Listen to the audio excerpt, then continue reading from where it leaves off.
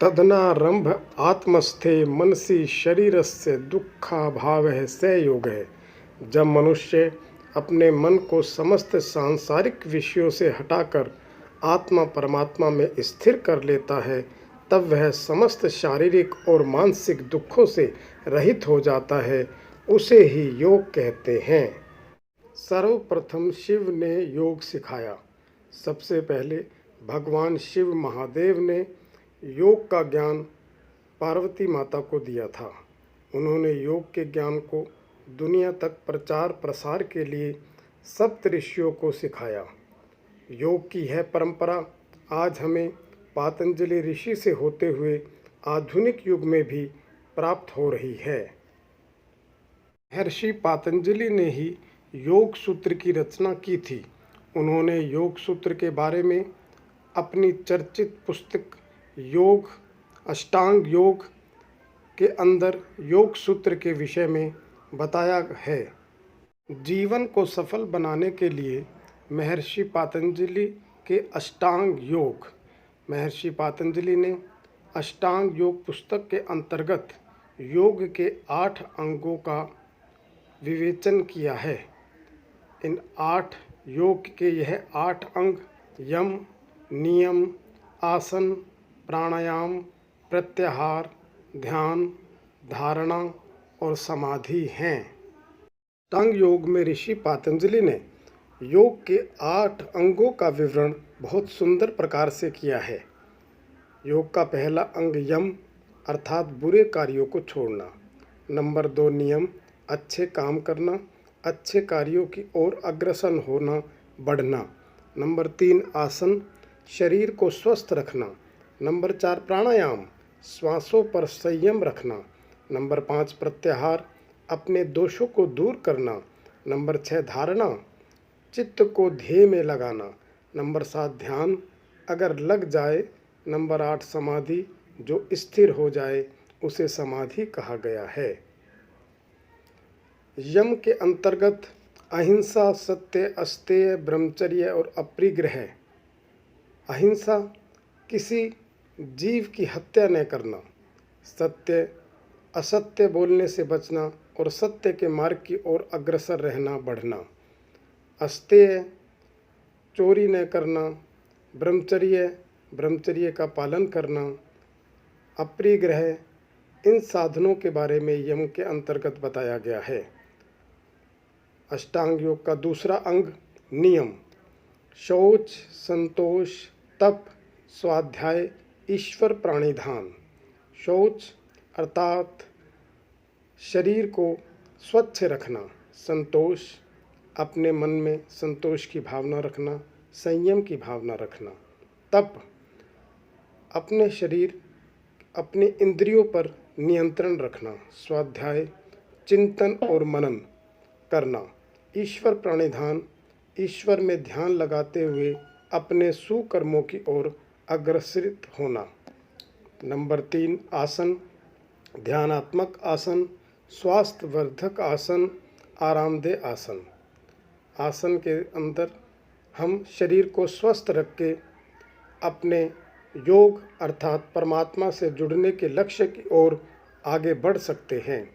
प्राणायाम, तस्मिन् सति श्वास प्रश्वास गति विच्छेद प्राणायाम है। अर्थात प्राणायाम के अंतर्गत हमें अपने श्वासों पर ध्यान देना है और लंबी सांसें निरंतर लेनी है, जिससे हमारा स्वयं पर नियंत्रण हमें प्राप्त होगा। प्रत्याहार, प्रत्याहार के अंतर्गत इंद्रियों को उनके आहार के माध्यम से वश में रखना। हमें वही भोजन ग्रहण करना है जो हमारे शरीर और इंद्रियों को बल व ताकत प्रदान करे। नंबर 6 धारणा, मन को किसी बाह्य विषय अथवा आंतरिक बिंदु पर एकाग्र करना धारणा कहलाता है। जब ये 6 अंग हमारे संपूर्ण हो जाते हैं, हम इस रास्ते पर चल पड़ते हैं, तब स्वतः ही हमारा ध्यान लगना आरंभ हो जाता है। और जब ध्यान का समय धीरे धीरे बढ़ने लगता है, बीतने लगता है, तो अंत में समाधि तवे वार्थ मात्र निर्भयासम स्वरूप शून्यमेव समाधि, अर्थात हमारे शरीर में 10 द्वार बताए गए हैं। नीचे से ऊपर तक 9 द्वार हम साक्षात देख सकते हैं, लेकिन 10वां द्वार जहाँ पर हमारे सिर के ऊपर, जहाँ पर हिंदू धर्म के अंतर्गत चोटी रखी जाती है, चोटी के स्थान पर जब हम समाधि में योग साधना के अंतर्गत प्रवेश करते हैं तो हमारा 10वां द्वार खुल जाता है और हम अनंत समय के लिए उस ओम शक्ति, उस परम पिता परमात्मा के आनंद में खो जाते हैं और मोक्ष प्राप्ति की ओर बढ़ने लगते हैं। इस प्रकार मैं महर्षि पातंजलि द्वारा बताए हुए इन 8 योग के अंगों द्वारा हम जीवन में अत्यंत उन्नति और कामयाबी प्राप्त कर सकते हैं।